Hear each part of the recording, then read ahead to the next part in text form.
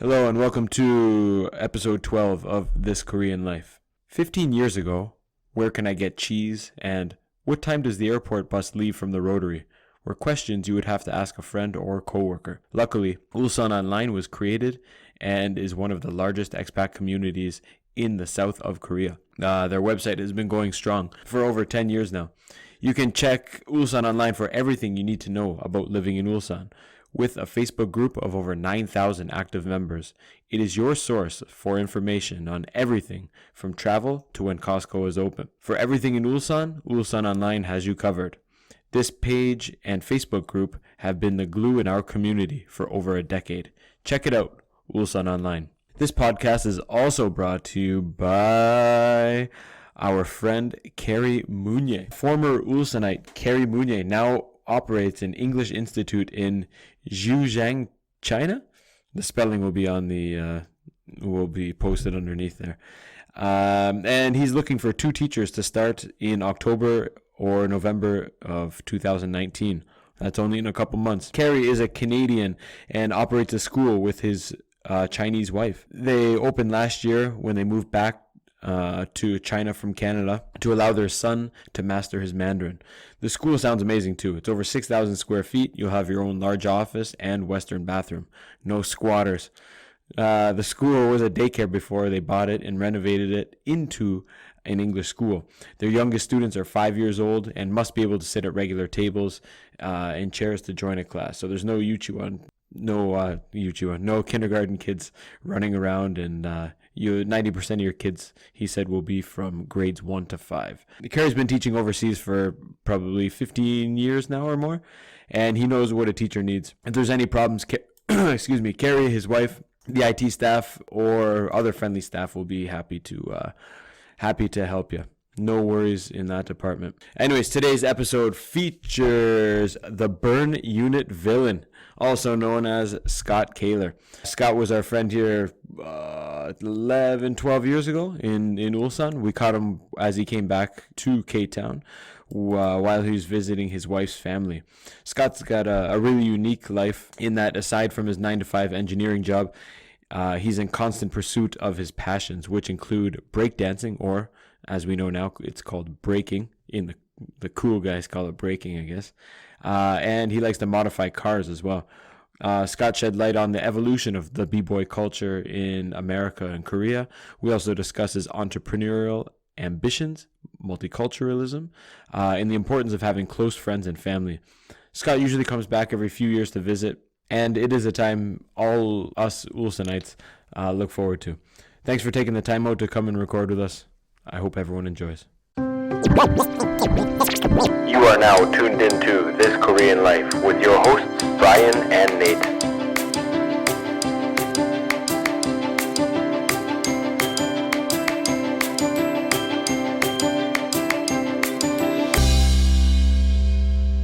Scott, I haven't seen you in 2 years, dude. You show up with a man bun. What's the deal? All right, I don't know how many times I got to go over this with you, man, but it's a samurai top knot. All right. This thing was actually pretty cool back before you had a bunch of hipsters wearing it. So you had it before it was cool. That's right. I like the style, man. I just wonder when I see the haircut, it's always been short. Right. What's the middle stage? Is it a spiky? Oh, do you spike it? I don't know how to describe it. It was it was never spiky particularly, but it was Was it? I had the side comb a little bit, for the transition period. So, but it was only a few months. It wasn't too bad. So I had mine pretty long a few times, and man, I hate that in between stage. It's terrible. You don't know what to do with it. It's a 6 months a hat.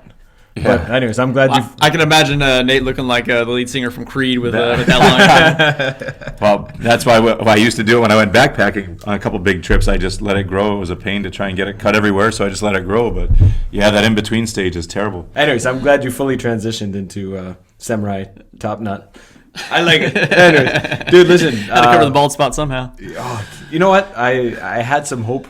You've always had a nice head of hair. Coming from you, yeah. Coming from me, I notice these things. I'm sitting across from 2 guys with full sets of hair here, And when you showed up, I don't know if it was 2 years or 4 years ago, I saw the bald spot and I was like, you know what? Yeah, you're coming. You know, I Not give, so nice anymore, is it? I give you that nod that all balding guys, you know, you have that understanding that, Right.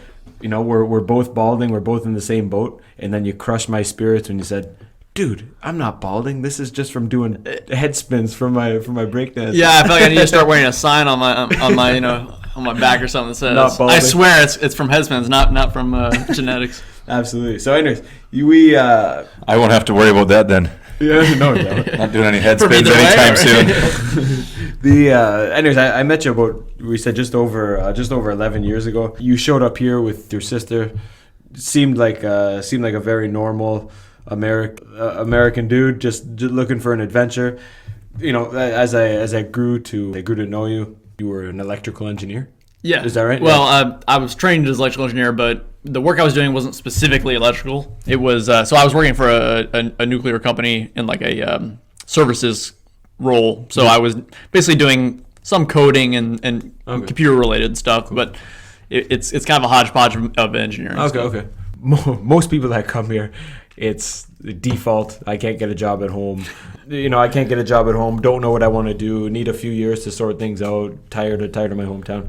And you know, it was shocking to me that you had left a really stable job at home to come here. Furthermore, find out you're an avid break dancer. You're into cars. You do all of these kind of side hobbies or side hustles. I think the breakdancing is what spurred everything, even your reason for coming to Korea, correct? It was definitely part of it, yeah, for sure. So why don't you shed some light on how you got into it and why you continue to do it? Okay, well, specifically for the motivation? breaking, yeah. Breaking, is that the... Yeah, that's okay. usually, we call it breaking or b-boying. Yeah. B-boy, yeah. Either way. Cool. I mean, I think there was a time period where people were kind of like looking down on the term breakdancing because that was the popular term, the popularized term. Okay. So, but I think people have gotten over that for a while now, and Okay. it was never important to me the distinction because I'm not that big into labels and things like that. It's just, if you know what I'm talking about, that's what's important, right? Cool. So, Except the samurai's top knot. well, okay, there are a few exceptions. You called me out, all right. You called me out on my hypocrisy, right? Leave this guy alone. Let him talk. No, but the way I got into it was actually it was not entirely my decision. I'll say that. So basically, I had a friend who had moved from California to Kentucky, where I'm from. Another one of my good friends was interested in it, and in California they actually have it was a lot more common at that time. This was back 2001 time period. So he decided that he wanted to learn, and my friend knew a couple things, not even much, but so they were kind of always running off doing that. And I ended up sitting by myself half the time, and so I was like kind of reluctantly joined in eventually at some point because I was just tired of sitting by myself. And it really just kind of grew out of that. Shortly after that, I went to college, met up with there was actually a club at the college I went to. Nice. So once I got into it, I started getting into it pretty heavy fairly quick, but it was a reluctant kind of start to it. So. How steep is the learning curve? Well, I mean, it's an artistic dance, so it's it really depends on what you set your standards to be. When you say like what's the learning curve for painting, right? It's like it kind of depends. It's if you paint anything, you're technically a painter, right? It's just a question of what do you consider to be good, right? So it's hard to say. I think certainly, let's put it this way: out of many of the dances, it's not going to be the easiest for sure. But different people have different aptitudes. Some people have a lot of strength coming into it. Some people have natural flexibility. Right. Some people have better rhythm than others. So there's a lot of facets to it that like I particularly shine, I think, originally at the kind of more acrobatic stuff because I had a background in gymnastics when I was younger. No way. Yeah. So, but Dude, you did a backflip on my birthday. You remember that? in the gogi jip there. You said like, I don't know how it came up in. I do vaguely remember that. Yeah. You're like, I could do a backflip. I really called you straight on, like, dude, you cannot do a backflip. Watch me. Right between two grills. It was wild. That was wild. Might have had a couple of drinks before that one. You've been doing it since 2001, 18 years. Probably. Yeah, it's been a while now. About half your life. What keeps you motivated? What keeps you interested in the thing? Is it the actual dancing? Is it the pursuit of learning new moves or perfecting certain poses or whatnot, or is it the camaraderie amongst your dancing friends? Well, it's certainly a few of those things mixed together. So one, like I mentioned before, it really is an artistic outlet. So that being said, it's very physical, but you can kind of choose the level of physicality. Yeah. So over the years, I've really, by necessity, had to dial down some of the difficulty, and so I'm not doing as many flips these days, but that doesn't mean there's not, an infinite array of ways you can take the art form. So I've become more focused on the dancing aspect and the creativity aspect and the intricacies of subtleties of the dance and things like that over the years. So that's certainly a big part of it. It really, I've kind of grown into different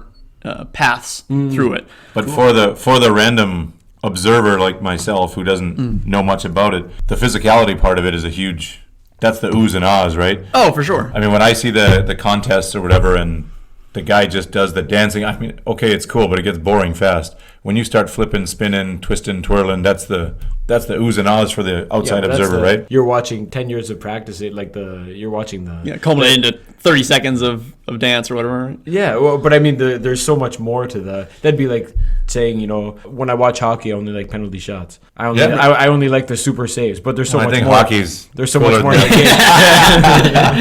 game. No, I agree, but I'm saying to the untrained eye, I mean, okay, the guy's dancing, and he can only do the beeping and bopping so many times. I'm like, beeping. What are you making? you making a vegetable mix over here? What is it called? You challenge a guy, or what's that called when you go across? That's a battle. A battle. You go across, and if that guy's doing all this crazy stuff, I mean, you can't just come back with standing up dance. I mean, you got to get down there and get her done, man. Well, that's true. I mean, if you're not, I mean, and to be honest, I mean, if you're only doing the stand up dance, you're not really breaking. I mean, that's a very limited, that's one portion of breaking, and you really have to exercise all of it. So yeah, you're never going to completely get rid of the physicality of it for sure. I mean, there's no way.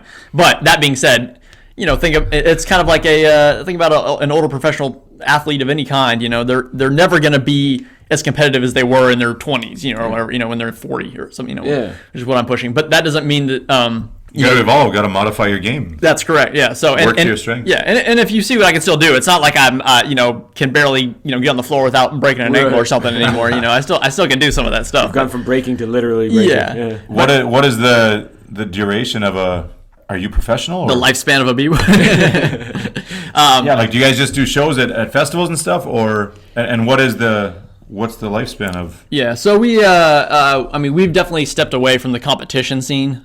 We don't do many competitions anymore. That really is kind of the younger guys' game, which isn't to say... Can you get in like the senior division or something? Or? If they had one. Because that's what's happened, right? So many other things now, they just create a over 40 division or... Right. And... Well, it's funny because when I first started, there was basically it was almost unheard of to have a 30-year-old b-boy. Like it was literally like teenagers and young 20s mostly. Everyone was broken. Man. Yeah. I mean, it's because it's a young dance and there hasn't been a history of it like that. So it was somewhat trendy and things like that, and people would fall out of it over time, and it got difficult and things like that. But like skateboarding. Yeah. I mean, kind of like how skateboarding used to be. But now, that's why I think it's cool watching Tony Hawk now. He's ancient and he's still doing awesome tricks. I think that's so cool, man. It came up in. So if your samurai man bun became silver and you were still b-boy, I think that'd be cool, man.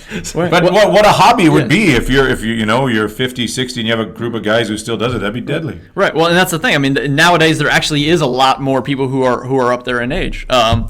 Video games too, man. No one, our parents didn't play video games, but now it's the right. Exactly, it was seen as kind of a shallow undertaking or whatever. And now it's a multi-billion-dollar industry that's eclipsing the movie industry. So yeah, definitely b-boy has grown up a lot in that time period that I've started in, which is one reason I think that I loved it so much was because I started in a really interesting time. Right. It was really a time of like evolving and growing for the community and the scene in general and the dances, and it was just I think it's something that will never be recreated in that respect. It's actually matured a lot at this point, although it's still got a ways to go. But awesome. When you came to Korea, were you coming from where, Kansas City or from Atlanta? No, so I was born in Kentucky. That's where I grew up. But no, I was actually a K. But no, I was living in Atlanta at the time because that's where I went to college, and that's where I got my first job after college. So do you think if you were in Kentucky, you would have still run into this path or this situation? Or I mean, Atlanta's a wild spot to live. I mean, Well, technically, I started when I was in Kentucky. Okay. And then it developed further while he was in. But what I will say is that we couldn't find anybody in Kentucky to do this. So that's kind of what I was getting at. I mean, Atlanta's kind of a cool scene for. We would drive hours to go to like a rave at that time because that was the only place you could hope to find b-boys was at raves, you know, of all places. Yeah, before Facebook. Yeah, I mean there was no. Can you do head spins with glow sticks? Apparently, some people can, but no. That's when I came to Atlanta, definitely the world opened up a little bit as far as that goes. Like when I came to Atlanta, there was a regular practice at my school with 20 to 30 people. So it'd be like playing hockey here in Ulsan and then moving to Toronto or Thunder. Right. It's just different world. Or Prince Albert or St. Albert. AJ. Anyways, little inside joke there. Sorry, I have one more question about b-boying. When you're preparing for a competition or a battle, no, I guess that would be the same thing. Sorry, a show or a battle. Sure. When you go in, how choreographed is your dance, or is it like you're going in blank and just kind of just freestyling it? So I gotta take those two separately. So the easy one is for shows. We in the past we've done some choreographed stuff or whatever. These days we don't do it. We don't do all that many shows anymore. So we usually just kind of go in there and just we're all in the game for 20 years or more or something like that. So we kind of have a good understanding of just kind of how to make a good show without having explicit choreography. Yeah. For battles, usually what happens is you have a certain kind of repertoire of pieces. Yeah. Not necessarily full routines or anything, but you have like different pieces, and you can kind of we like to compare it to like putting together Legos, right? Okay. So you have like a square block here, and you got a flat piece over here, and you can just put them together in different ways on the fly. But you have the building blocks already. Okay. So it's just to draw a parallel with teaching. I think maybe some listeners here are teachers. To draw a parallel with teachers, are you going to say that? No, I'm just laughing that I don't teach. Where did teaching come from? This is cool talking about breakdancing, and somehow we got teachers in here. No, to parallel it with teaching. I mean, if you can go into a class blank, and you have enough segments of classes or enough questions or experience. Exactly to go in and kind of wing a class or but a lot of people they take that term like wing it as if it's a being unprepared almost, but it's really not, because you need to have for 20 years. Right, exactly. Yeah, you need to have spontaneity. Like that needs to be like, if your plan is so rigid that if one thing is different, you got one kid who doesn't know a concept, and now your plan is ruined. Same as the public speaking. Like I tell the kids, stop memorizing your speech. If you forget, you're frozen and you're done. If you just remember key parts, you can just expand on them or modify it as you go. But the guys who memorize and they forget, and you see them, they're just frozen. Like, just say anything. I don't know where I am. I don't know what else to say. Right. Yeah. It's the same sort of thing. Yeah. You don't want to be that rigid. Yeah. Because if you can't bend, you'll break. Right. Back to the battles or whatever. Is there a time limit on those? And do you I've seen them all the time. And how does the guy know when he's up? Is there a bell or something that goes off? And how competitive were you guys? Were you winning state championships or? So there's a couple ways it's done. Usually for when it's smaller numbers of people, it's by round. So basically, the number of exchanges back and forth you go. So if you have say you have a one-on-one competition, it usually might only, for the opening rounds, it might only be basically one round for each side. Basically one exchange. Okay. But by the finals, it might be four rounds per side or something like that. But do you call that? I'm going to go for 5 minutes and. Smoke this guy, or? Oh no, because going longer is not better, right? It's you get tired, man. Well, yeah, you're gonna get tired, and you'll probably just get very sloppy if you go forever too. And it's not, you don't get extra points for going extra long, right? It's a stylistic endeavor. So the point is to convince the judges that you are the more skilled, more creative person, and that doesn't necessarily need to take a long time to prove that. One thing, when I watch, the Olympics here, they have Kim Yana, the figure skater. When I watch her versus who's the Japanese one? Asada. When you watch them. Obviously, I'm not a figure skater. Well, I was say you all already know a lot more about figure skating than me. That's huge. When you live here, these are two names synonymous with figure skating. But when you watch it, I have a hard time, even with skateboard, X Games, whatever. Sure. It's very hard to put a number on Shaun White's 360 spin versus the other guy's 360 spin. 360. That's when he was 4 years old. Yeah. Actually, it was just the anniversary of Tony Hawk doing the 900. Doing the 900. Yeah. What is the scoring based on? Is it is there criteria Criteria, or yeah, judging yeah. system? Yeah. Well, you just open up Or is a it whole, just what they think? Like, he looked cool. Yeah. If Nate was judging it, No, there's you're not clearly really an getting any artistic. points. There must be an artistic part to it. Without That when he was talking with Kim Yuna, I thought, just like I said about the physicality part, watching figure skating, everybody wants to see the big jumps, Right. Because that's what's cool.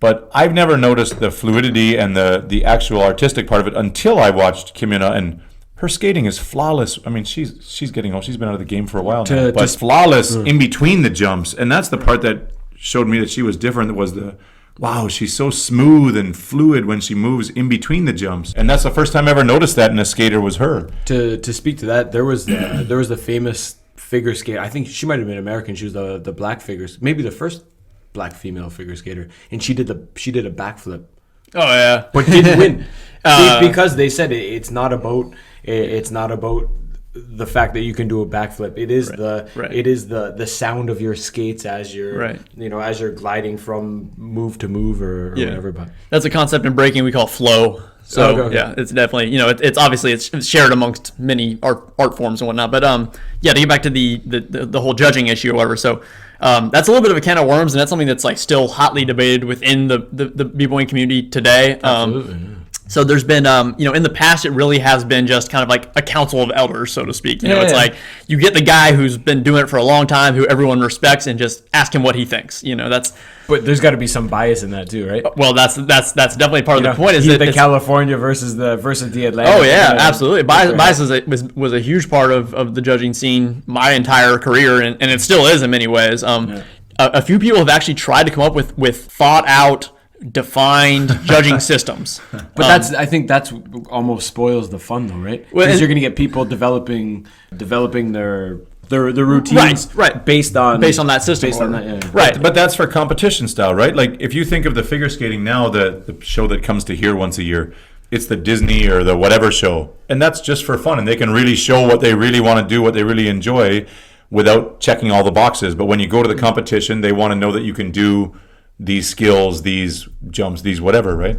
But they have for fun, they're still professional skaters. They do shows all over the world, and they get to showcase whatever they want. They can do the backflips. Yeah, sure. But I think the cool thing about b-boying is that it is kind of still an underground thing, and it's kind of alternative to a traditional hobby. And I think once you put those strict guidelines in, then it's going to be, you're going to look over here, there's going to be Dance Hagwon, Dance Academy, and it's going to be it might take the fun out of it, no? Well, I think that's lots of those art forms is like that, I think. Yeah, it absolutely is. I mean, we're not the first to encounter this tension, but it is a strongly, like I said, strongly debated, and it will never be resolved because you're both right that when you have any sort of judging system, even an unofficial one, even a poorly defined one, you still will have people, whether knowingly or unknowingly, gravitating towards the things they think will help them win the competition. Absolutely.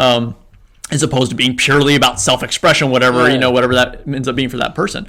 So that's always that tension will never go away. It will always be there. People will continue to argue about it forever. So that's why I don't take a side in the fight, because there's reasons for both to exist, for no scoring system to exist and for one to exist. Yeah. I mean, I feel for the guys who actually want to be able to make the dance into some sort of like living, some way to make a living, and that's never going to happen without some sort of judging system. There's there's no way you can't have a. Are there people doing that now? So like I said, there's a couple systems out there now that are used in various. Actually, one of them was kind of pioneered in the Korea's R16 competition, which was a huge competition. I don't know if they're still doing it or not, but yeah, it was kind of used heavily there. They're created by b-boys, so it's not like they're not. They understand the issues. It's not some CEO looking down and correct. More head spins. But if they're not your style, then you don't. Yeah, well, I mean, they were creative in the way they set up the systems. In that, they basically have they might have categories and things like that. One of the categories might be originality. One of the categories. So it's not that the systems are so rigid that it's like prescribing what moves you have to do, but it is saying here's an array of concepts that you need to demonstrate.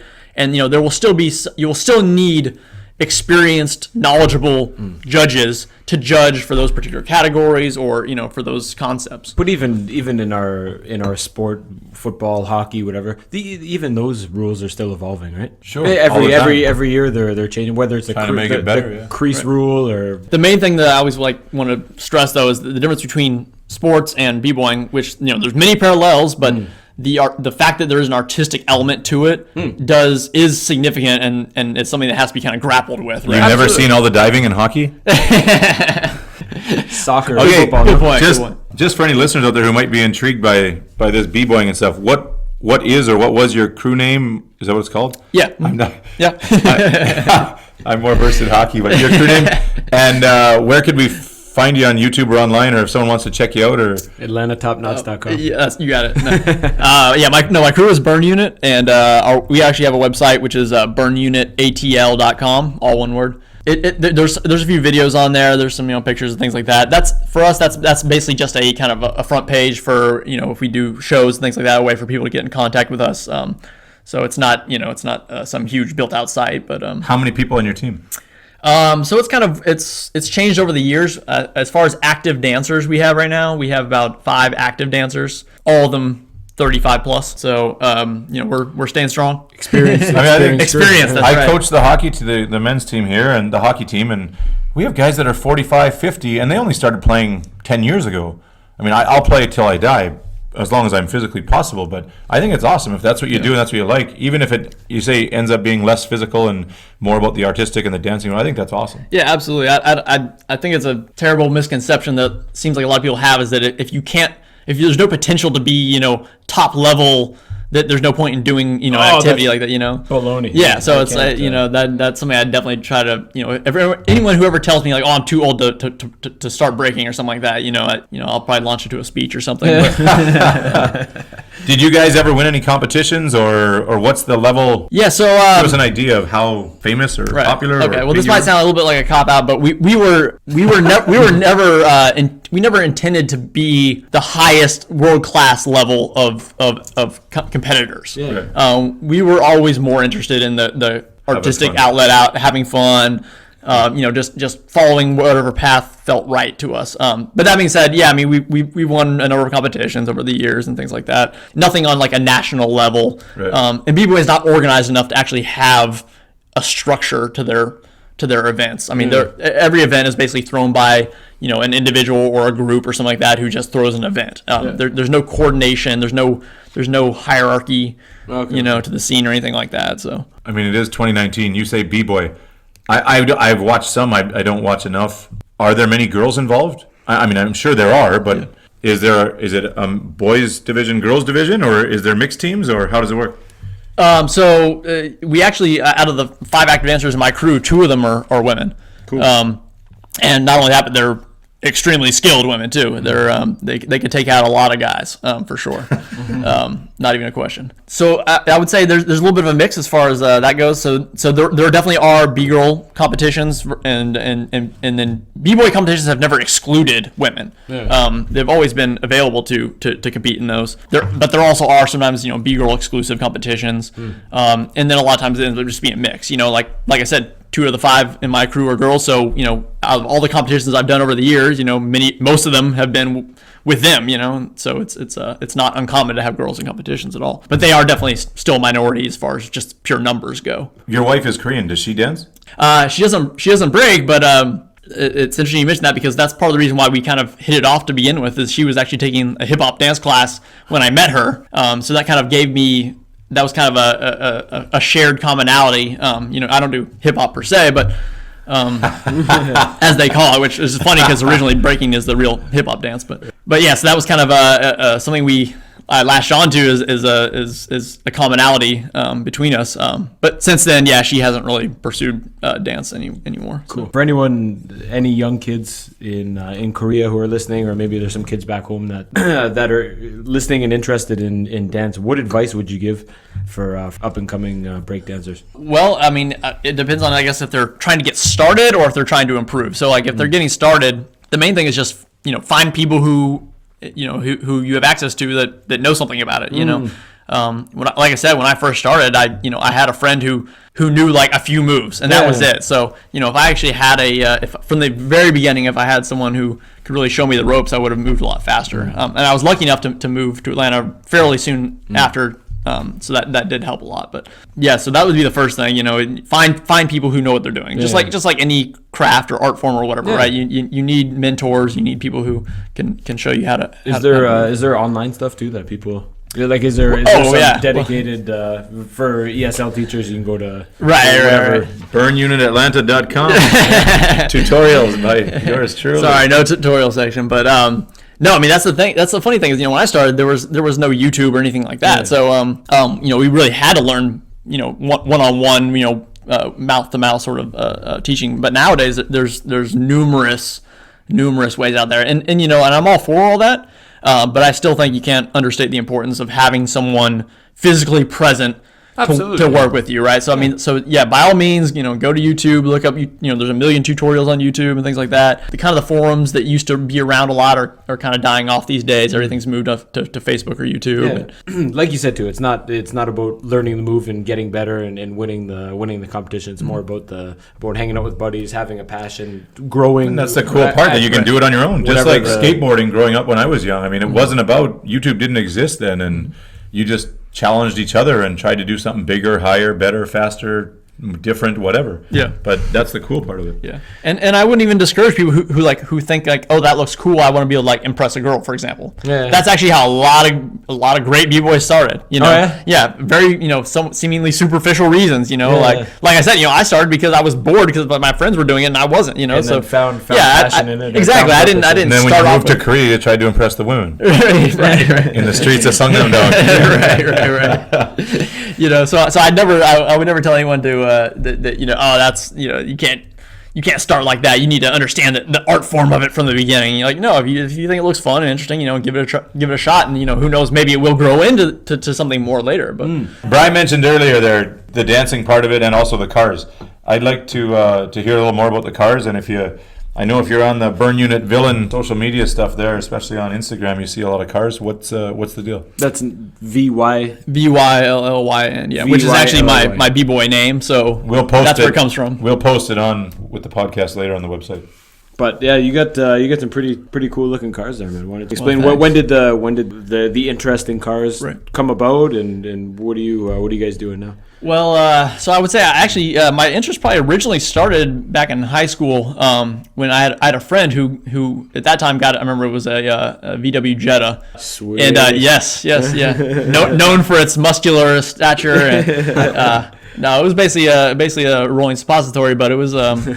But I remember him doing some work on it and things like that, and I thought it was kind of interesting because at that time, I was working minimum wage job, 16 years old or whatever. Yeah. I had no money for I had a 1990 Volvo, which was what I was driving, and so I do remember being kind of jealous of him having a newer, nicer car that he was actually kind of modifying and doing all this stuff. So that first got me interested, but I really had no funds to work with, and I didn't really have anyone else besides him who knew anything about it, and he was no expert. So that was kind of where my interest got peaked. Yeah. But it wasn't really, I would say I really didn't really start getting involved until out of college, when I got my first job where I actually had disposable income. Yeah. So kind of my first car that I really started working on was a 2005 Infiniti G35. I was just kind of learning the ropes, kind of met up with there was a local club of people there, and so kind of just started learning slowly through that. And then it just so happened that some of the b-boys that I was involved with too were kind of a little bit into the car scene, mostly one guy, my man Totem. And so we kind of realized that we had that interest aligned as well. And that kind of is what led towards a deeper dive into cars, and that slowly over time that morphed from more modern cars to the older classics and things like that. And cool. So that's kind of where it came from. How hands-on are you? How much of the fixing up do you do? So I would like to consider myself a professional amateur. So you're as good at fixing cars as I am at speaking Korean. probably something like that. Kind of like similar to the b-boying stuff. I look at it as an opportunity to learn and the process is part of the fun. So there's very little on a car I won't touch. I don't really build engines, for example. That's probably one thing where I just haven't worked my way up to that yet. Yeah. But yeah, I mean, most other things, I've done, body work, painting stuff, suspension, any of that. I mean, I've done a lot of modification for sure. There's nothing that I won't try, So it's interesting because, it's hard to draw a line. There's certain niches that I'm, probably very ignorant about, and then the other ones where I'm very comfortable in. So cool. But all the body work, all the painting, you guys do all that yourself? Yeah. So we do all our own body work. We do all our own painting. We don't like, this is not something we don't consider ourselves professional. So we don't offer this as like a service we sell or anything like that, but we do all our own cars. Because we don't want to screw your car up. Yeah, we don't want to take responsibility when we don't do something just perfectly right or whatever. At least if it's mine, I can deal with it. Exactly, yeah. If we kill ourselves, we can live with that. But that's, I think making mistakes is the best way to go forward. When you screw up the first paint job, you'll know, yeah, for sure. Oh yeah, I mean it's been a long journey just to get where we are, and like I said, we still got a long ways to go too. So, but that's the fun, right? It is about the journey. So. I'm so embarrassed and shy to say, like, changing a tire. Yeah. I gotta Google it, or I think I might be able to change a tire, but changing. Jeez. How old are you? Changing 34. Man. Changing oil. Man. I'm brutal. Honestly. Come on, you can't change the oil? I honest to God, I have no idea how to change the oil. I would not have nowhere to begin. Are the millennials 34 years old? Yeah, worth it. No, I got other skills. I'm just saying.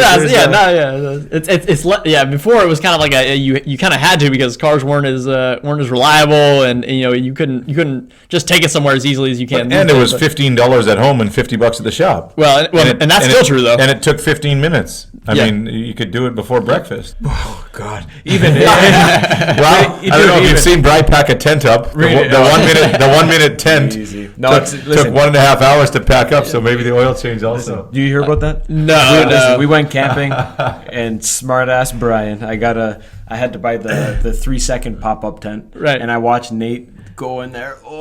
Struggle. Not struggling. I took the regular time to put it up. It took 20 minutes, and I was. That's part of the joy. There's a process. Sure. I had cracked a beer, and I was sitting back, just enjoying watching them. Oh, how's your? Are you liking my 3-second tent? Right. But dude, the fold up in the 3-second tent.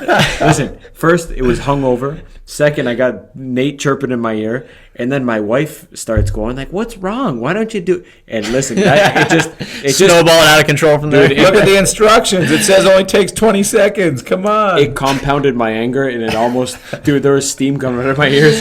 It was too much on a Sunday morning. Oh yeah, it was too much on a Sunday. But I can relate, because honestly, even things I've done many times before on cars, it always takes me about 3 times longer than I think it should take me. So it's a human condition, man. Yeah. I'm always so optimistic. Like, well, why would I have to practice this at home?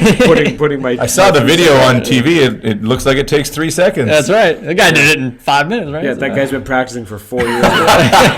Honestly, he's got a degree in tent folding. Yeah, exactly.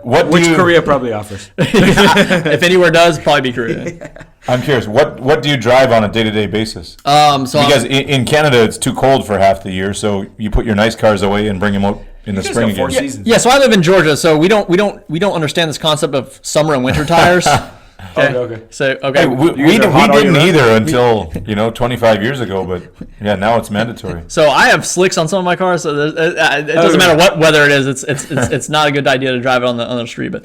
So actually, no. As I was kind of mentioning before we started this podcast, I've been working on my '79 Cressida, which I'm trying. My intention is that is going to be my daily driver. However, it's not yet. So right now I'm just driving a beater. It's just like a 2000 Mitsubishi Mirage. So killing the game. So then what would your ideal car be if you could do or fix up anything? What kind of car would it be? And is it about the paint job, the bodywork, the hydraulics? What is it about? Well, I'm sure I'm going to shock you when I say this, but can they accent? 2001 Matisse. What is it? I would. Kia Morning.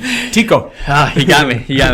No, I mean, I couldn't give you one dream car, because my dream would be to have many cars. But to me, it is about the style over any particular like performance numbers. Because let's be honest, no one is driving their race car at the highest levels of performance on roads, especially in Atlanta. Which is kind of known for its traffic. So yeah, like meet the parents. They're racing from red light to right. Like the taxi drivers in Ulsan. Right. So for me, it's especially when it comes to like a daily driver, I want something that it can be slow and just look good, and that's enough for me. So, but An eye catcher. that's right. Turner. And if you look at the cars in my crew, you can see that we're all about kind of customization and personalization and that sort of thing. It's none of our cars are going to look like any other car, even for for similar models. So like, if you look at like the classic American scene, you can find 100 Camaros that all look more or less the same. Yeah. You look at my friend's Camaro, it doesn't look anything like most other Camaros. Kind of top nut. It's in a way, yeah, because basically he's taking a lot of like Japanese styling cues and added it to an classic American car. I noticed too. You have Japanese written on the banner, on my Z, yep. And that says right. So I mean, we kind of all subscribe to this idea of kind Japan's cool. of mixing and matching cultures, right? So Yeah. so classic American is cool, classic Japanese is cool. Sure. We don't believe in staying in these like rigid lines of like, well, you have to do it. This is the proper way to do a car. You have to do it this way. I think your crew and their wives are. I think you guys are pretty ethnically diverse as well, right? Yeah, absolutely. You guys, Korean, American. For sure. Yeah, we kind of run the gamut. Yeah, absolutely. Yeah. I think you see that when you go to Japan. Have you been to Japan? Yep. So Yeah, I don't know if Japan. that's an inspiration or not, but man, even in the small towns, the small cities, you'll see a random, old Buick going by, and then he starts hitting the air, and holy shit, the thing's hopping down the street. What the heck is that, man? I thought, they're driving Toyotas and Hondas and Mitsubishis, and then you see some of the old classics come by, and these big long boat sedans, and all of a sudden they're on air, and they got big rims and cool rims, and it's awesome. They've also done that. And Absolutely. Just to touch on Japan as well. If you guys want to see Scott and his crew dancing, you guys 5-6 years ago, you guys did the Puma. Try 10. Come on, that was 10 It years was ago. right after I got back from Korea. No Yep. way. Yeah, 2009. Oh my God, that's wild. Yeah. Wow, that's it? wild. You guys did some sort of commercial, had some sponsorship from Puma, and they went to Japan. I knew Scott danced. I looked at this, I went, what? Like there was you guys like walking on walls and backflipping. in front of big buildings. That's cameras, Dude. It's all in the editing. It was wild. It was. So what is it? Where do they find that? Where can we? Well, some of those clips are on our Burn Unit ATL website. So you can definitely find some there. We'll throw them on our social media too. Yep. That was. I looked at that. I'm not into b-boying or anything. I looked. I went, that's cool. That was like 5-10 minutes. There was a number of small segments. Most of them were actually only like couple to 2 minutes or so. Like they're kind of like not very short clips. But that was really cool. Really interesting to watch. You guys had like some night scenes. Yep. It was cool. I enjoyed that was a fun trip. It reminded me of. I see some of the Red Bull kind of shorts now. Mm-hmm. Yep. Maybe a guy driving his BMX bike over some old abandoned city or something. Yeah, And that's kind of what it reminded me of.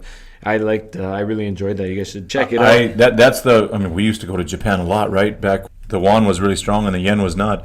We used to go all the time with our younger buddies back in the day here, and we used to go all the time, and it was just it seemed so much cooler than here. There were so many subcultures, there were so many different groups and different things, and Korea seemed so homogeneous. And I mean that's when all the school kids had all the same haircut, the same uniform. It's getting better. It's progressing. It's now. very, very different now. But yeah, 15 years ago, I mean, God, it was.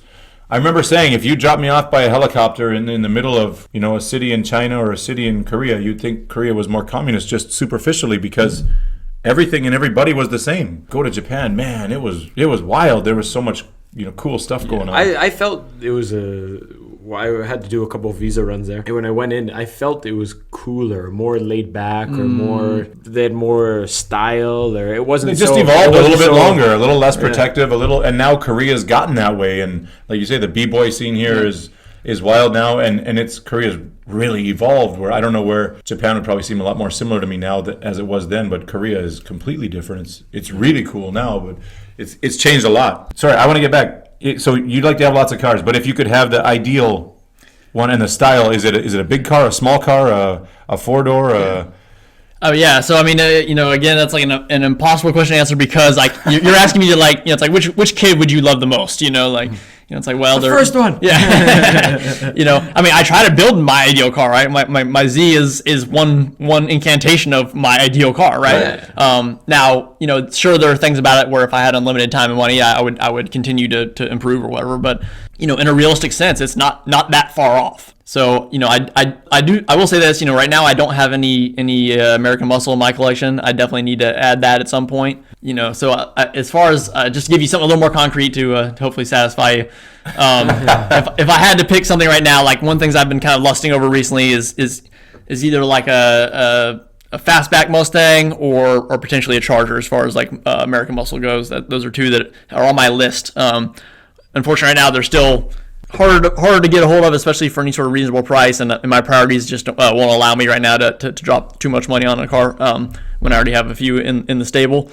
So, but at some point, I will absolutely be there, and it's just a matter of time. That's awesome. I think you got to head north there and find some of those old farmyards there where you pick them up cheap and bring it down on a trailer. Potentially, but with 2 kids and a job and a side business and all this other stuff, it's going to the middle of nowhere to go search for a barn find is not exactly on the menu. Watch the kids, honey. I'm going out to a barn. Yeah, right. Where's the barn? I don't know. I'm just gonna cruise around. Yeah, that's gonna go over real well. Anyways, we've touched on Korea. What about Atlanta? You said you went to school there and you decided to stay in Atlanta. If I moved home, I always said I would probably go to my hometown, close to my family. You are how far from your family? Where are you going? So I'm about 6 hours from where I grew up, which is where my parents still live. Yeah. I do have an aunt and uncle who are less than an hour away from me in Atlanta. Cool. So that's nice because then when my parents will come visit, we get to visit with them, and it's another reason for them to come and things like that. Cool. But so what keeps you in Atlanta? So really, what keeps you in Atlanta is Ja Rule. Well, I was gonna say Jermaine Dupri, but no. Okay. No. There's lots of things I do like about the city of Atlanta, but for me, a location's never as important as the people who are there. Yep. And that's where my adopted family is. That's where my crew is. That's where we've been for years. And there's very little that could be offered by any location that would be more valuable to me than that. So, so that's really what's kept me there. But that being said, like I said, there are things I like about the city itself. We are involved in the car scene there, and we were involved in the dance scene for a long time there. So there are other roots that kind of keep me there too. So not just about you. Your wife's Korean. Is there a big Korean population there? Is there a community that she's involved with? Or I know it's very diverse, but what is the Korean scene like? Compared to the West Coast, maybe? Or yeah, so she lucked out because me being in Atlanta had nothing to do with any sort of Korean community there. But actually, the Atlanta Korean community, I believe, is the 3rd largest in the U.S. Wow. After New York and L.A. So there's a quite large Korean community there. There's basically an entire section of town where there's more signs in Korean than there are in English. She's much more personable than I am, so she's got tons of Korean friends and pretty active, and that way, like I said, she got pretty lucky. Cool. But if she didn't have that, would that influence where you were staying or not? It would certainly be a factor. I'm not ready to put a weight on it just yet, but there's an expat dads in Korea site here. Mm-hmm. I've read posts in the past where the American or Canadian dads move home and their wives join the church as a way to meet new people and whatnot. And they said a lot of the times the church ends up being almost like a poisonous, almost a very. There's always a choose a side. There's always these moms or these wives, and you can't just go. You go there and you pick one team or the other, and then you're obviously against the other. And that's even you can see that not even from the anecdotes online, but have you seen the TV show Kim's Convenience? No. Have you seen it? No. It's I think it's filmed in Toronto. It's based on a Korean family. The dad owns the Pyeonich, the convenience store, and the daughter's dating a white guy. The son's whatever.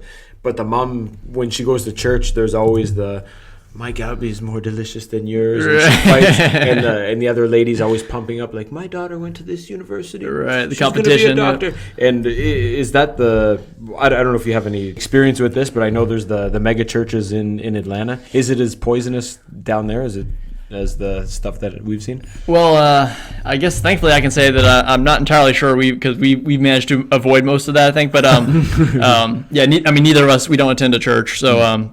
But that being said, we are kind of the exception. I would say, it seems like 9 out of 10 Koreans do go to some church.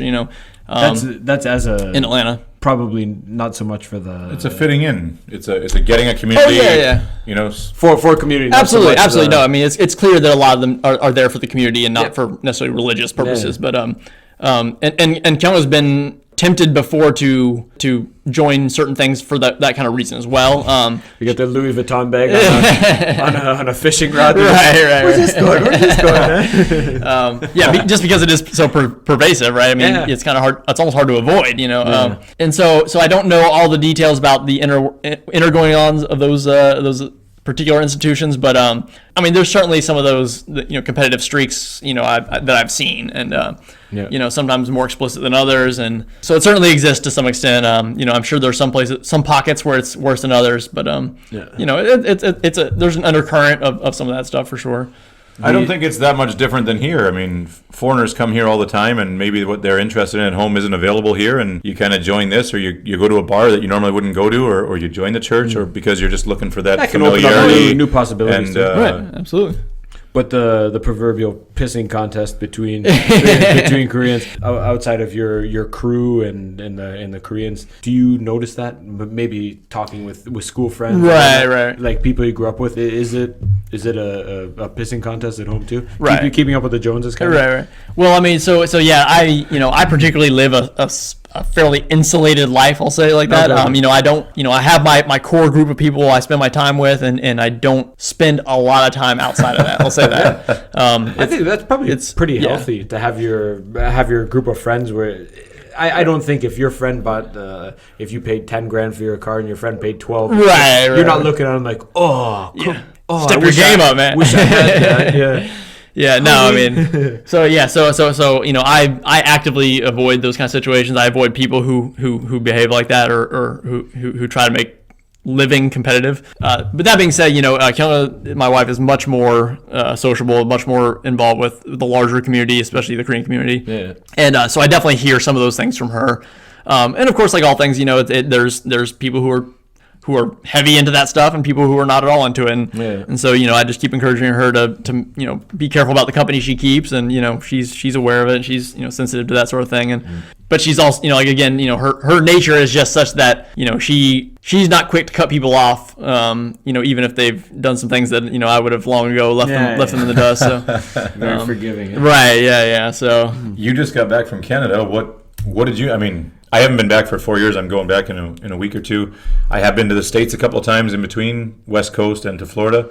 You just got back. I mean, without probably 2 or 3 years. What do you? Without going into too much detail, I'm from a relatively small town, and I do see that. I don't blame the people. I think it's just the culture in general of overconsumption. I need this. I need this size house. I need this kind of car. It's not exclusive to my hometown. But humans are naturally competitive in general, and they'll find something to be competitive about. It's just coming here, you know, moving abroad. I think I've just come to appreciate maybe the more important things in life, and who knows when other people will kind of clue into, it's not the size of my house, it's not what car I drive that really makes you happy. Because I came here, we're very comfortable in our careers now, and it's not how much money. If you have $10,000, I mean, you don't want no money, but having enough money, if you got a house, you got food, man, it comes down to who your buddies are. And I think you're a living testament to this. You know, if you have a good group of friends that you can rely on, that you can share time with and share experiences with, that's what life's about. It's so simple. It's such a simple concept, but I think buying shit and overconsumption and just we're hypnotized by advertisements and whatnot. And that's another benefit we always talk about living here. We can kind of march to the beat of our own drum. There's no, when I go to the department store for class, not to buy shit. When I go to the department store to sure. Well, when I go there, on my way to class, I see the advertisements, but it's a Korean guy. You know, and it's easy to distance yourself from it. Absolutely. I'm not, to even the YouTube here, people might think that's weird, but all the commercials are Korean. All the commercials are Korean here. So when there's it's easy to tone it out or zone out from it. But even from being on the bus or at work or anywhere, I mean, you can turn your Korean ears on or you can just leave them off. And part of the thing I usually find going home is just being able to understand and process all the ramblings going on around me. Like, you're hearing it and you're understanding it all the time. Here, I have to consciously turn my ears on to listen to people talking around me if I want to understand. But if I don't, totally. I just get to do my own thing, and I think that's really one of the best parts of being in a place where you don't fully understand everything is that you don't have to listen to other people. One of the reasons I haven't bitching, perfected the complaining, whatever. Right? I mean, you want to listen, turn them on. You don't want to, let her go. In here too, because we do have Korean families, and when there is pressure to conform to a social norm. For example, when I got married, one thing I didn't want to do is totally burden myself with 35 years of debt for a house. So we got a starter house, something totally affordable. Was it the nicest place in the world? No. Was parking a pain in the ass? Yes. Do I in the morning did I have to go push cars? Right. Yes. Did I drive a Matisse until 2-3 years ago? Absolutely. Why? Because I got the longer vision, right? Was it uncomfortable pulling up to the college and students see you driving like a $3,000 junker? Yeah, it sucked. But you gotta be able to swallow your pride at some point. And I think, again, being a foreigner here, you can just say, hey, it's Canadian style, and people kind of, well, maybe it is Canadian style. Do what you want. And hey, you get it's common pass. Sense. Absolutely, right. But I'm going to get to retire. You're not. But I think we're lucky in the fact too that Western societies in general have a lot more kind of hold individuals in I think a higher esteem. There's not as much pressure to conform. Not to say it's non-existent. Of course it is, but not to the extent it is in Korea and a lot of places like that, where you can kind of see the looks on people's faces, and like you said, as a foreigner, you kind of get a pass on a lot of that stuff, because they know like, oh, you don't know that you're supposed to do it this way. And, Nate, that's a nice shirt. What's the brand on that? Yeah, Kirkland. Sounds exotic. Yeah, but even Costco exotic. Yeah. But it is, yeah. That's another thing too. Even with the fashion here, man, I don't know. I buy regular. When I go home, I'll buy regular American Eagle pants, or I don't know if that's cool. I was just talking to my sister last night, and I said, hey, we need some Canada gear. All the stuff the girls have is kind of getting smaller and it's worn out, and I think she's got this one shirt. It's a beaver, and it's got a beaver tail on the back that flaps up and down, and it's got the beaver teeth on the front. And she loves the shirt, but it's just getting too small. And she said, well, yeah, it's all on sale. It was just Canada Day, and everything's on sale. And I said, go pick it up, man. I said, but nothing more than like $10. She's like, everything's $2 and $3. They're perfect. Listen, dude, that's all we need, man. I don't know. $3 is good. I don't know if people at home do this, but when we go home, there's one like used kids clothes store. Dude, they're like dollar T-shirts, and it's a normal. You would have no idea if it's if it's expensive or if it's been used 5 times. Until you bring it back to Korea, right? But they got those eyes that do the exactly scan up and down. Is that Blue Dog or is that something? No. You know what? The craziest thing, before we had kids, I was with a friend. They took me to the Shinsege department store. And they introduced the store as, this is the store Tom Cruise. No, not Tom Cruise shops at, but like, this is the brand that Tom Cruise's kid wears. God damn, I couldn't get a sentence out. I walked in, dude, T-shirts were like $80, $120 for a T-shirt. Come on, man. Oh, yeah. I grow out of them in 2 months. It's insane. And anyway, to each their own. I mean, everyone's got a different. But if you're breaking a bank, or if you're eating ramen for days to, I think a lot of people are caught up in that part of the culture. In the consumerism. The older I get, at my wise 34 years, I just, those things just, I don't care. I care so less about them. I'd rather, sit down, have a nice conversation over some Malawi Starbucks Reserve. Scott brought the fresh beans from straight from Seattle here for us. So. Yeah. Well, I think the key, right, is to actually know what you value and then spend accordingly, right? I mean, so I'm not gonna go around and tell anyone that they should care about classic Japanese cars, right? But obviously, I put some a lot more funds to those than a lot of other people would. Sure. And I'm like you, I drive the $2,000 car from 20 years ago. Yep. So on a daily basis. So it's to me, it's just about living here again for years in my one room apartment.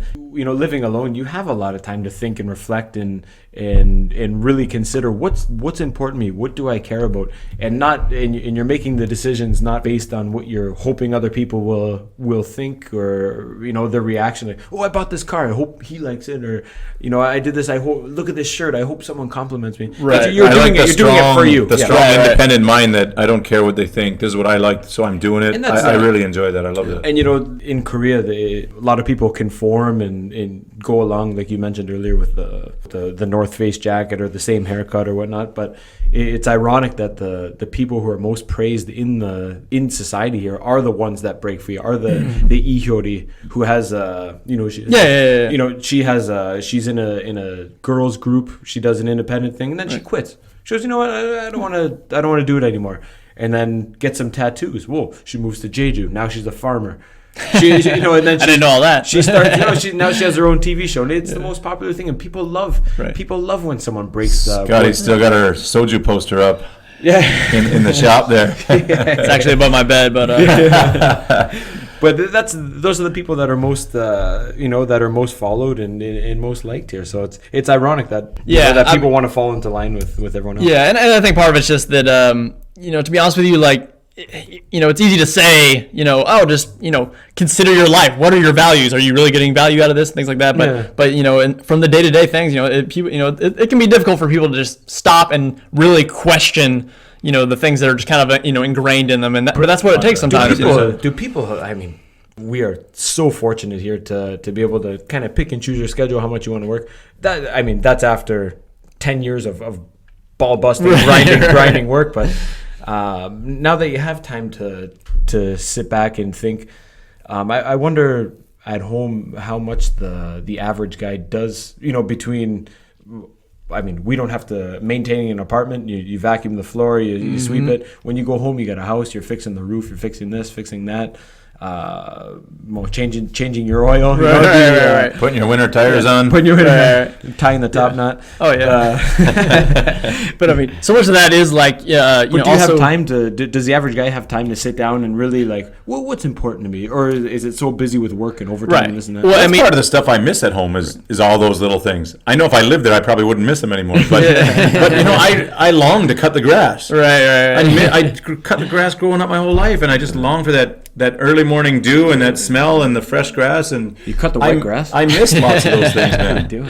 Yeah, but I mean, I think at least in my experience, one of the keys is who you surround yourself with. I mean, because kind of we talked about the competitive streak in people, and I think that actually can be a really good thing if it's in a healthy direction. So like the friends that I surround myself with, we do have a competitiveness between each other, but it's a very healthy one. It's not one of I want to be better than him. It's more like so if my friend is in there and he just swapped his engine himself, then I'm like, well, I should be able to do that. Like or let's do it together. Right? Yeah, exactly. Be better together. Right. It's a challenging of each other to be better. Not to be better than each other, but to be better than what our yesterdays were. What you were, yeah. Right. Absolutely. And so I think that applies in all walks of life, really. That might come down to the individual, though, because I mean, I know some people who, hey, I swapped my engine. Oh, look at this guy. This cool guy swapping his engine. You can take it negative. But that's not, you say, like, within your crew or your group there, you don't have that. That's always a positive one. But, yeah, when you tell it to somebody outside, it might be taken differently. Right,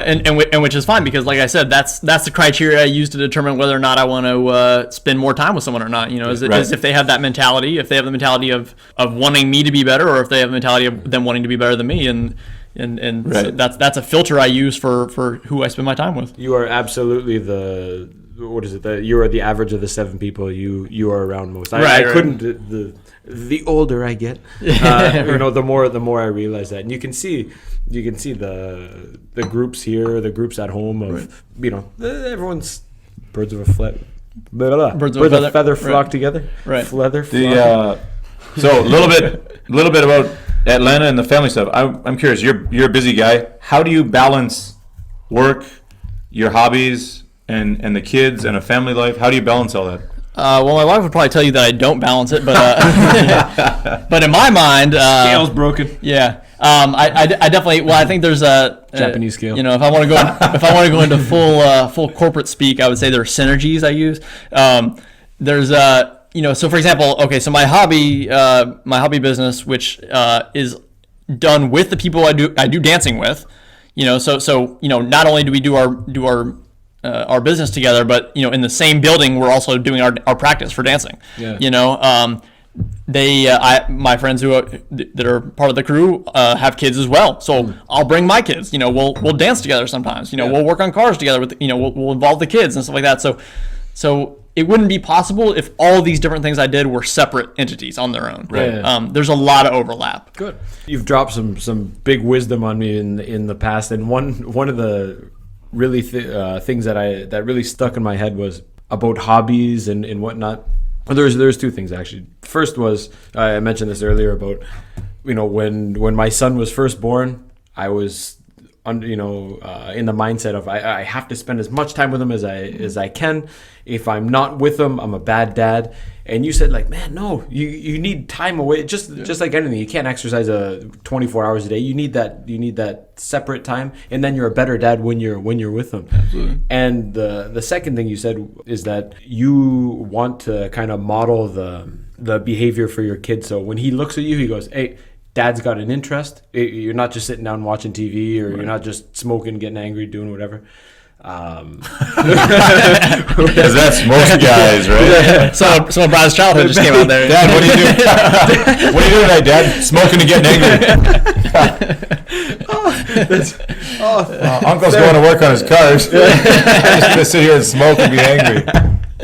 I don't know where that came from. Gino, are you buddy?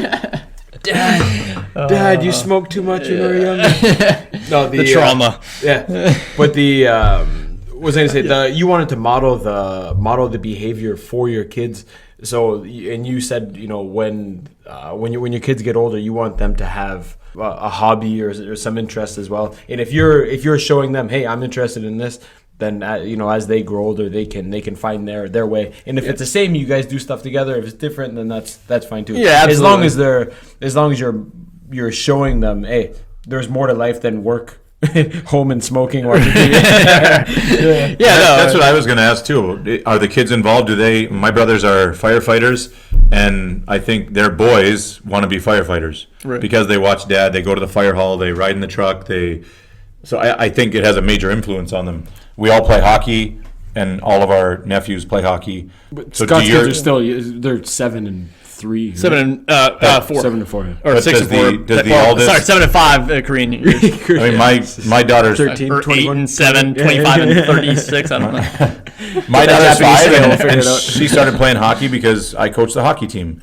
She sees videos on the iPad or whatever of her cousins playing hockey, and so that's kind of part of who we are. But for you, do the kids like going to the shop? Do they dance? Does he say, Dad, I want to ride in your car? Or so I mean, there's all kids, of course, are they're individuals, so there's a little bit of a mix there. Like, so my youngest son, he likes the dancing stuff. He likes the cars a lot. He always asks to ride my car. Not the everyday car. Not the everyday car. No. not as excited about that one. No. But the older one, for example, is like really into art, and I was big into art for a lot of my childhood as well. So like we will draw together all the time and things like that. He also likes to drive. Like we buy these Power Wheels or whatever, and we basically put much higher voltage batteries in them, so they go twice as fast or whatever. I saw one that looked like it looked like your car. Yes, exactly. Basically, make replicas of our big cars, and so like my older son likes driving that one, and he gets angry at me if it's not working. I haven't fixed something on it. He'll ask me why it's not fixed yet. So so I mean that's the thing. It's like so they don't necessarily have all the same hobbies, but the whole point is to give them opportunity to explore those things. Open doors. Right, and there's nothing kind of like you said, with your daughter doing hockey, it's like, well, there's a million sports, and who knows which ones they might theoretically be most interested in. Sure. But you can't replace the kind of your personal history with that sport and your ability to really get involved with them and teach them and things like that, right? You can't discount that. And I think that's almost as important as choosing the right hobby in the first place is the having that environment, having that connection to it. Yeah. And that's, I think, giving her that opportunity of hockey, and maybe it's not hockey, but maybe in the future it becomes volleyball or soccer or something else, but at least she knows sports are out there, right, and it's an opportunity, and that's available to her. Absolutely. So I mean, we kind of have this philosophy of my crew, for example, like, that all of our kids, they have to learn to brake. Now they don't necessarily. Yeah, I mean, I'm not even joking on this one. Like, Sure. it's not a. At least expose them, right? Exactly. Yeah, I'm not saying you're gonna be in here 7 days a week practicing, but you have to get to a kind of a basic competency level. Yeah. You have to have a basic understanding of what it's about and how things work, because that's kind of like your heritage, right? It's kind of like you're not gonna when you grow up in Korea here, right? Your kids are going to be learning Korean, they're going to learn Korean school or whatever, but He's going to show Tony how to smoke and be angry. That's right. Yeah, it's part of his culture. Right. But you're still going to, He's got the angry down pat. He just needs to He's smoke smoking the bubble pipe right now. but you're still going to pass along, your Canadian values and other things like that along to him. You're not going to give them over to the environment. And so it's the same way with all activities, I think, and part of the reason why we're, building these businesses and things like that is with the hopes of one day passing along to the kids, at least it's an option for them, and right. That's the same with our NGO here too. I don't plan on, building a huge business and just going, oh, here, son, you gotta run this now. But some of the values, being a good role model, some of the values, some of the values that we grew up with were, you got to give back to your community. We've been pretty fortunate here, so I think showing them, if you are comfortable in your life, there are people out there who need help, and to be honest, it's a lot of the multicultural families, not necessarily Canadian or American dads, or the English speaking dads, but some of the other maybe Southeast Asian country parents who are married to Koreans. A lot of those kids get teased, and I'm sure our kids are going to get it too. But my kids get it already. It's it's important to give back to your community, especially if you're not struggling from the bottom rung. But in terms of the kids, for me, it's just I think going camping is good.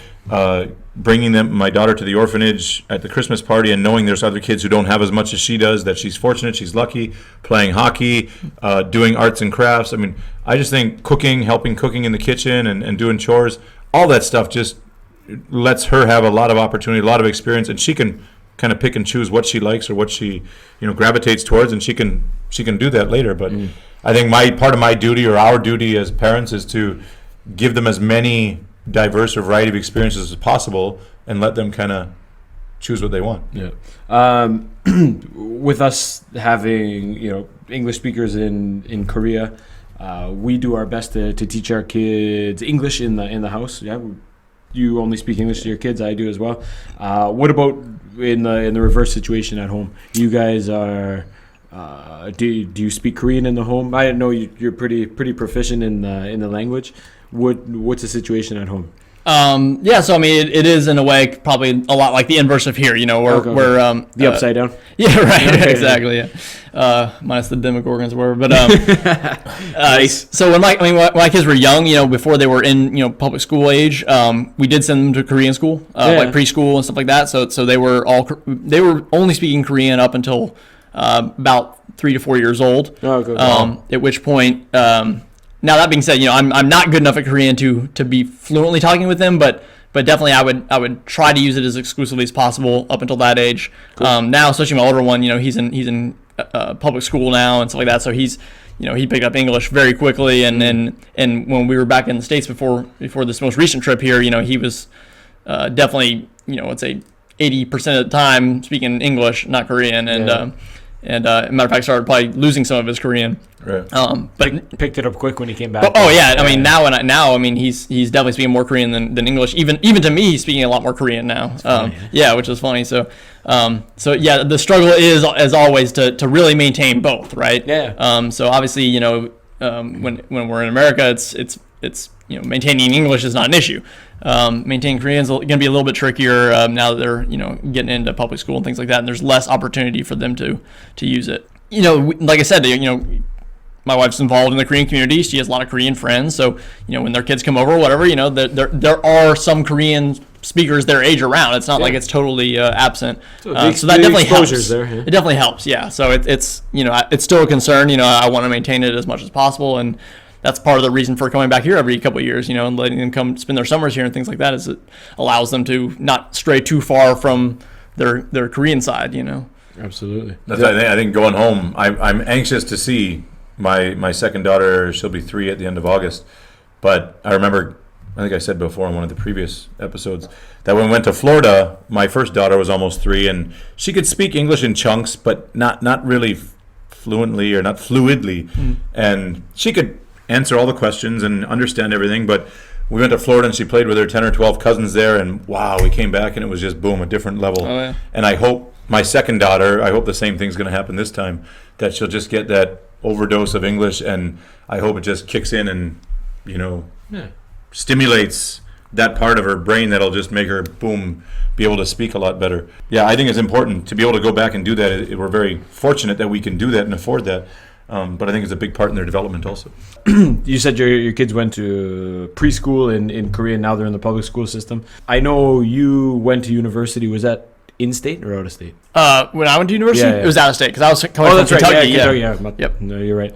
Anything I hear about American education or people studying out of state, the tuition's double. Is that correct? That sounds significant. likely. That's probably not too far off from my experience. But again, I went to college 15 plus years ago now, so I'm not as up to date with exactly where it stands today. I do know it's a major issue. I do know that even in-state is a whole lot more than it was not that long ago even. So for my undergrad, books, everything included, probably 20 grand For paid 4 off. years? 4 years, yeah. For 4 years? I get the 3 plus special. I finished it. I hope immigration's not listening. I finished in 3. But I finished in 3. It's a nice way to That put was it. a 5-year program. You did it in 3? I finished in 3. My brother did the 3-year program in 5. I was closer to your brother than to Brian. But knowing you can see the trend here of over education. Kids go through their undergrad it's not even a question if university is going to be College is the new high school. Yeah. Oh, absolutely, yeah.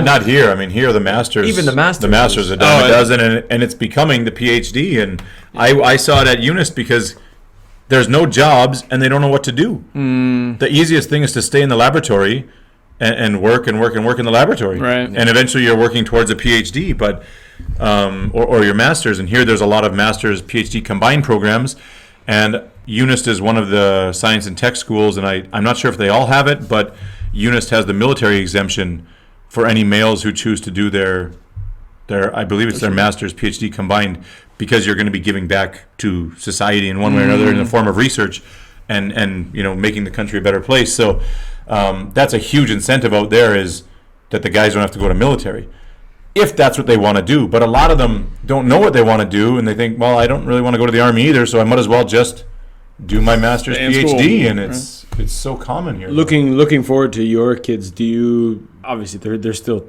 so young and so much can change before they go, but You gotta sell a few cars. Is that something you want to push them towards, knowing the outcome of it? Your degree was kind of specific, or almost like a vocational of a course that you took. When you finish, there's going to be jobs waiting for you. Right. But a lot of the liberal arts, my tongue's tied here. A lot of the liberal arts degrees, the psychologies or sociologies, whatever.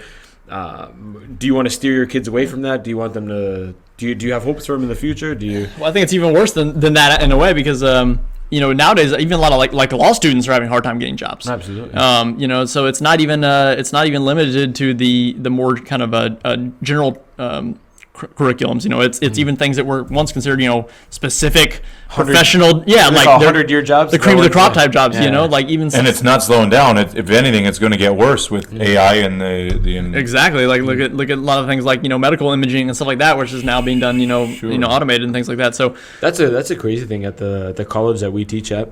Every year they're accepting 100 students for radiology, and when I'm teaching, I'm going, oh no, like you guys, you're probably in whatever 5 years or 10 years, like you're not going to have a job. And it's hard. Maybe I don't know. Maybe but they say now, like you see them, what you're studying now in first year university for, the job's not going to exist by the time you graduate. Right. It's evolving that fast that.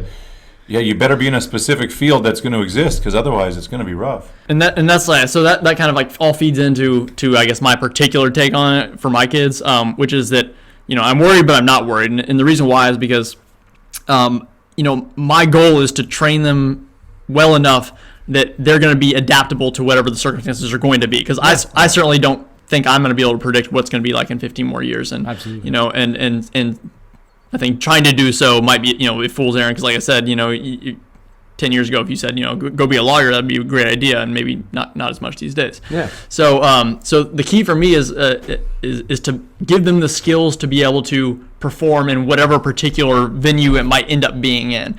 And so what I'm going to stress is, critical thought, independent thinking, work ethic, those sorts of kind of universal foundational skills that can be applied to whatever. Because when it comes down to it, if there's two people going for the same job, the person who is willing to work harder for it or has a unique perspective because of all the other life experiences they've had or whatever, that's going to give them the advantage to get these positions. Or is more likely, has becoming more likely, is that they might have to be creating their own jobs, right? It's not going to be as simple as you get a degree and go work for this mega company. That's why I think doing the cars is cool, to see that you can do your own and you can make your own, But just showing them that you didn't go to school to be a mechanic. Yeah, Right. I still do this. I didn't. I Absolutely. don't have a degree in braking, but Right. I can. Right, to not feel so limited by just because, I don't got have to do a- this one training and that's it. You can always learn something new. You can always take a change in path. I love that mentality now, and with the internet and all the micro courses or whatever you call them, literally you can learn anything on whether it's online or Right, and that's why, again, why I'm trying. One of the reasons why I'm trying to build this business, is that will be an option for them, and as they grow up, that will be a tool to teach them some of these principles, and eventually, hopefully, get to the point where if they wanted to, they could take over the business and run it even better than I ever did. So. Yeah. the one downside to the independence and the decreasing amount of jobs and creating your own stuff is, I think in Korea, and who did we just have on recently? Venus, Pakistan. Maybe Ubaid from Pakistan, and he said, kids don't have any ambition or any drive or desire. They just want to make YouTube videos, do stupid pranks on their teachers, on their parents, post. And I think there's some merit to that, some good points to that, but if your whole country is trying to be a YouTube star, it's going to become an issue at some point. Right. So, they need the guidance, and like I say, like if you're bringing them to the shop and they slowly get introduced to it and slowly get more involved, more hands-on, I think that's great. But just saying, hey, there's going to be no jobs, figure out your online career, start now. Right. I just, because there's a gazillion, and you talk to all the Korean kids now. It used to be soccer star, Park Ji-sung, I want to play soccer, Right. And now they all say, I want to be, they use one or two words that I've never even heard of in English. They're English words. And it's not programmer, but it's not tuber they want to be YouTubers. VJ? But they call it something slangy. And I say, what's that? Oh, I want to have my own YouTube channel. I say, you can do that tomorrow. You can start now. Start doing it. That's one funny thing. I had a student years ago. He's gone on to university now. So talented playing the piano. I knew he played the piano. One day I went to his house. Man, I heard it was like it was like Mozart just blowing out of his window, like echoing off all of the surrounding apartments, and I went like, whoa, what is that? And I went up and it was him playing. He was a middle school student. I went, holy smokes. And I told him, why don't you write your own music? Oh, it's impossible. Oh, I could never do. I'm like, man, I just heard you play the piano. You can clearly write your own music. No way you can play that well and not have any idea how to write anything. But that's kind of maybe the mentality here of, I don't have a degree, so I'm not ready yet. And I said, man, the earlier you start, the quicker you're gonna develop, and in your mid-20s you're gonna be where normal people are in their 40s, right?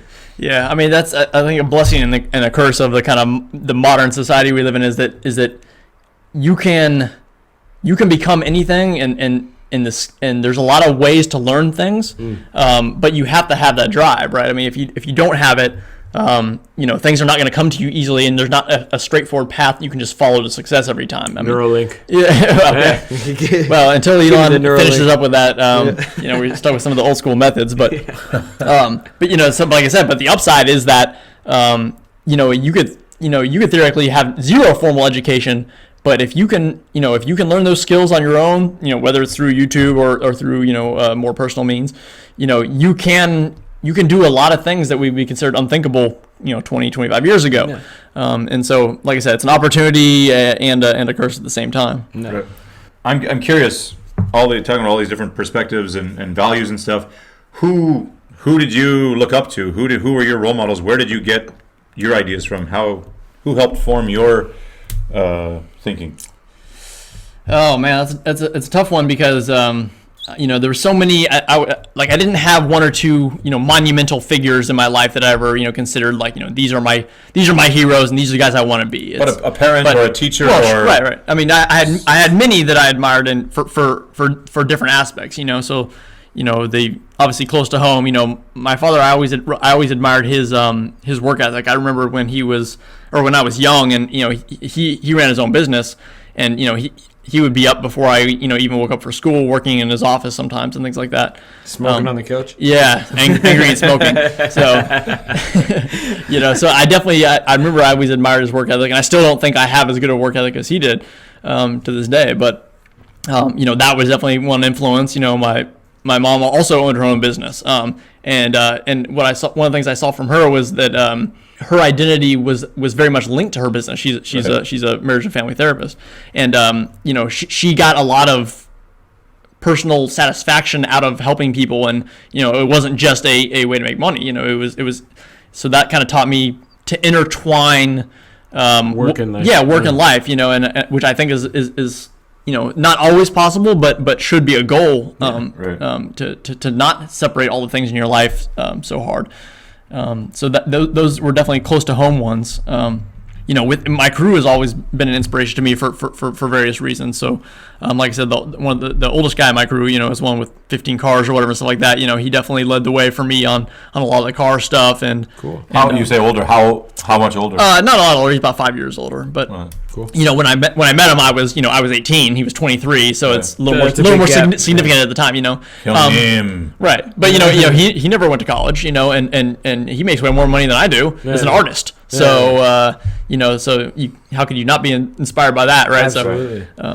And even I think for a lot of my role models or people who inspired me, it's not until now that I look back and see some of my behaviors now. Sure. And I look back and I go, it's probably because of him. Right. Well, I'm living my life a lot like him, although it wasn't a direct thing. It's exactly looking back. You can really see. You can see how it crept in there. Yeah, it's not a conscious decision. Yeah, you're not writing out your. Was your father at all involved in cars? So ironically, when I got my Z, and after he saw it, he said, "Oh yeah, I used to have one of these."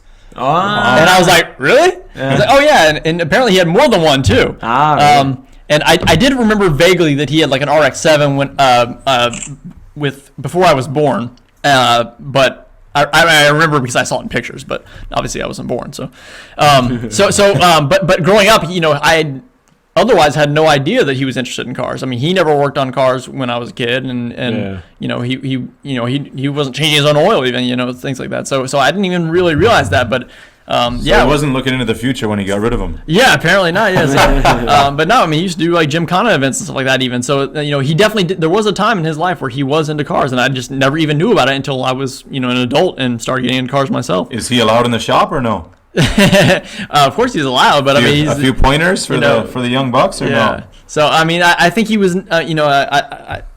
I think he was. It was never a major part of his life, but it was definitely a part of it for some period of time there.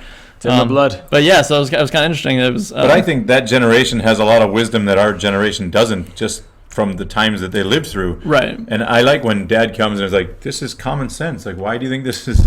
You didn't know that? And right. You're struggling to figure something out in the car, and he goes, well, you just turn this and do that. And right. How the hell do you know that? Well, everybody knew that when I grew up. Right. Like, it's the same. Tell my dad to make a Facebook profile or upload something to Instagram. right. Oh yeah, blank stares. Yeah. Yeah. So I don't think cars were as much of a part of his identity as is for me, but it was definitely something there. Is there anything in particular that? How long were you in Korea? A couple of years? I only lived in Korea for 1 year. 1 year. Yeah. Wow. Not many make it in and out that quick. But I spent more than a year coming back, I guess. Yeah. Is there anything in particular that you took away or took out or you reflect on or remember that is influential in what you do at home? Or what was the most important thing that you took out of Korea from being here? Wife. Yeah, if I don't say her, I'm gonna get in trouble, right? But I mean, I think honestly, one of the biggest things about it is just being able to break out of your breaking out of the fishbowl, so to speak, right? So it's like the fable of the older fish saying to the younger fish, how's the water today? And the younger fish saying, what's water, right? If you don't get out of your environment, you can't. It's hard to see what it is in reality. And so I think that was one of the biggest things for me was changing perspectives for a little while and then being able to kind of see a lot of these things that we've been talking about today, right? The differences in culture and things like that, which if you can't step outside your culture, to you that's just the way things are. Hard to appreciate. Right? Yeah. You don't have a critical eye for that sort of thing. Were you part of the crew before you came here? Part of my current crew? Yeah. Yes. So how was that really hard to leave? So because now it seems like it. I mean, But you always it's your second marriage, right? He always had a plan of coming back. You never planned on staying here. That's true. Yeah. I guess nor did I. I was going back to my beer league hockey team. Right. They're still waiting at home. I think. No, I mean it's a legitimate question because I can't say that it wasn't. That was one of the things that was probably the hardest about coming here. Right. It was easy. I didn't mind leaving my job because I wasn't that happy at my job. But yeah, definitely it did. And a matter of fact, there was we kind of lost a senior crew member during that time. Not to death or anything, but I mean he ended up exiting the crew during that time, and I wasn't really around for that. So that was oil in, oil out. Yeah. He had to go down the Apache line, but no. So I mean, it wasn't without some sacrifice, in that sense. But I felt it to be a necessary one at the time, and I don't regret it now. No, looking back, that you got out and you got back to what you were doing back home. Yeah, absolutely. Cool. We've mentioned before that sometimes taking a step back and that's the best way to progress forward. Oh yeah, absolutely. So I'm just curious. You've talked about your business and you've talked about the crew and stuff, but can you give us a little more, like how many people are in the crew and what you said 2 women, but what's the age gap between the youngest and the oldest? Those are the active dancers of the 2 women. Correct. Yeah. And your business, you mentioned the business many times, and I've looked at the profiles and stuff, and I know you have cars in it, but what's the business? Because you said a couple times, I don't want to screw up your car, but I'll screw up mine. Right. So are you only selling jobs to your buddies that don't mind you? Right. What's the business part? Well, you get the lights, don't you? Right. So so we actually have a couple avenues in the business. So I always kind of struggle to define it because it is somewhat amorphous. We call it a creative house. I want one of those, man. Which sounds like a lot of fun, right? Yeah. So clubhouse. Yeah, because in a way, I mean, when we started, it wasn't with a particular intention of like this is the business we are going to do. It was more of like, hey, we all have our interests that could be translated into business terms. We need a place to dance, things like that. Why don't we just bring all these things under one roof? Yeah. And the exhaust from your D is like the spice on the Brian spaghetti there in the corner? In a way, yeah, because the goal is to have a place where everyone could kind of pursue their own personal goals while helping each other with theirs, and sharing ideas, sharing awesome. tools, things like that. But that being said, over time, so we started it in 2014. So how big is it? It's been about 5 years now. Is even like physically, how big is the size? I mean, I'm picturing this big place where you could just do whatever you want. Oh, it's not that big. It's about 2,800 square feet. So we have an office space. We have a main office space. We have like a kind of like a kids room where we let all the kids play and stuff like that, and to keep out of our hair when we're doing actual work. We have like a storage room, and then we have our kind of garage area where our garage fits. We usually keep about 7 or 8 cars in there. But it's pretty packed, so we're actually on the hunt right now for a new spot. So. And do you guys own that, or do you just rent? So we rent for now. We're looking to purchase for the next one though. So our lease is up in less than 2 years, so we're on the hunt right now for a place to purchase. Cool. Very nice. And what's the business? So the business, so like I said, originally it's actually not one thing, but it has kind of been distilled down into a couple different avenues. So we do have kind of a visual design and kind of marketing section where we'll do things like we could do logo design or flyer design, things like that. Things are much more the visual because we do have a number of actual artists in our crew, and so that's kind of one path we have.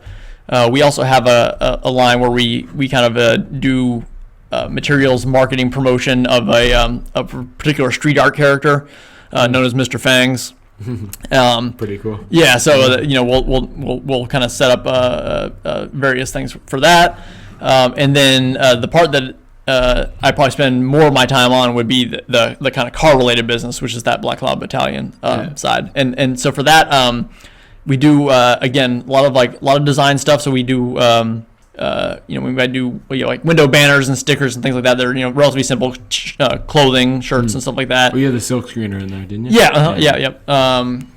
So we have kind of that section of it. Then also particularly, I do a lot of custom lighting modifications. Like you mentioned before, my background's in electrical engineering for vehicles or for for vehicles. So like I said, I have a 240Z. I built from scratch LED taillights for it. So. We sell those, for example. We also do custom lighting, stuff like that as well. So with the 3D printer and the laser cutter, it uses all sorts of different tools. Yeah, all sorts of different tools. Obviously some stuff we'll farm out for bigger projects or for for larger quantities and things like that. But yeah, we do a lot of in-house prototyping and things like that. And we're very involved in the car scene. So what it comes down to a lot of times is other people in the car scene, they come to us with a particular thing they would like to do on their car, and we make it happen. Awesome. How much time do you think you spend doing that weekly or monthly or daily, or I don't know how much you're there? So if I had to put a number on it, I would say every hour you're not at work. Not too far off. I mean, I'm there 4 to 5 days a week after work or on the weekends. Yeah. But that also includes we still do our dance practice 3 times a week. That's our church. So as far as being at the shop, I would say I'm probably at the shop for about, probably 20 hours a week or so. So it's basically a part-time job, And the same for the others as well? Yep. Mm-hmm. Yep. But you're not rotting your brain. You're investing in your future and your happiness. Right. And like on the weekends, like I said, my kids often come with me and my wife comes with me and, it is an extended family too. So dude, I love it. Super jealous in a good way, and I want to, Atlanta. Move to hot Atlanta. You just gotta get the hair transplant so you can grow the samurai bun and we do have some standards. Yeah, you're gonna have to follow. How do you divide the investments or the funds? So I mean, basically everything is. We did spend a lot of time discussing this before we started it. We did. We wrote up documents just to have everything very clear. But I mean, because it sounds like the crew's really close, but these are something that can divide you really quickly. Absolutely. If it's not, agreed upon. Even if it is, it can. In many cases. Yeah, for sure. I mean, that's so we basically have a general principle of we're all in the same boat together. So. If we're not making enough money one month and we need to invest in some new tool or something like that, it's basically shared amongst the core members. But that being said, though, we start off with 8 people as owners, and right now we're at 4. So people have over time, for various reasons, decided they either didn't want to continue being part of a business. So we have people who are still part of the crew but are no longer part of the business. Okay. It's been something that has been very difficult at times, but we've had to work through it, and fortunately we've never been in a situation where anyone had particularly bad intentions. It's just things that people felt weren't right for them or they weren't comfortable with and things like that. So sounds like you've chosen a good group of friends and very level-headed and. Oh yeah, I mean that's key. A lot of people say never get into business with your friends, right? But if you have good friends, it shouldn't be a problem. Yeah, well, my personal philosophy is who else would you rather be in business with? Strangers? Absolutely. No, you should be in business with friends who you think are good fits for the business you want to do. Yep. Like I said, we have friends who are not part of the business, and they're still our friends. But we didn't think that they were good business partners, so they're not part of the business. Yeah. And if your friendships are not are going to fold because of disputes over business, they're probably going to fold over other disputes as well too. It's just a matter of time. So, so how many people are in this crew? Because sometimes I think there's 5, and sometimes I think there's 45. Right. Well, and that leads back to what I was saying about how we have some friends, some people who are in the crew and they're part of the business, and some are part of the business only, or something. So we have out of the 4 people who are part of the business, 3 of them are active dancers. One of them is not. So then we also have. Then our crew, like I said, is we have another member who is a dancer but not part of the business. So we're kind of crossing all those lines, and then we have our broader crew also consists of people who are not dancers or business partners, but they're, you know, they might be graffiti writers, or like we have a couple guys who actually live in different cities who are technically part of our crew. Yeah.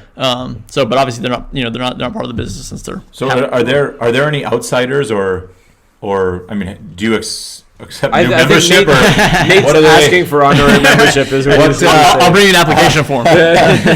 How does someone? I mean, hey, I just moved here. I'm from LA, Right. or do you accept new people, or how does? So as a kind of a relatively aging crew, you know, we've kind of had discussions about, you know, do we think there will ever be another Burn Unit member, right? And the answer to that is like, well, maybe not, you know, because we're really not out there in the scene like we used to be. Yeah. You know, if anything, it'll be our kids, you know, probably. That being said, you know, occasionally we do have, you know, people who come from out of town and they say, you know, they're dancers or whatever, and they, you know, they want to, you know, dance with us or whatever. We keep our circle, like I said, very tight on purpose. 10-year probation. right. You got to sell drugs first for 10 years. Right. But well, I mean, so maybe contrary to what you might think, I mean, we've put people down in our crew who I'd only met maybe, you know, at most a handful of times. But the thing is I think we're all mature enough in our situations that we're very quick to recognize when someone fits and then when someone doesn't. Okay, yeah. So it actually doesn't necessarily take a long time to get in the crew, but there has to be that connection there.